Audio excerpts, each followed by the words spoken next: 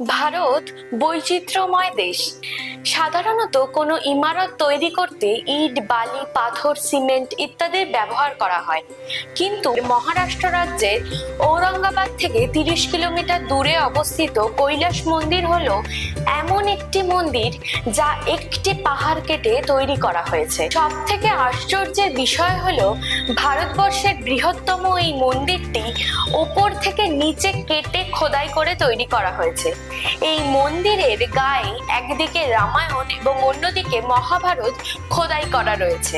প্রত্নতাত্ত্বিকদের মতে এই মন্দিরটি তৈরি করতে 1000 বছর সময়ও কম পড়ে যায়, কিন্তু এই মন্দিরটি তৈরি করতে মাত্র 18 বছর সময় লেগেছিল।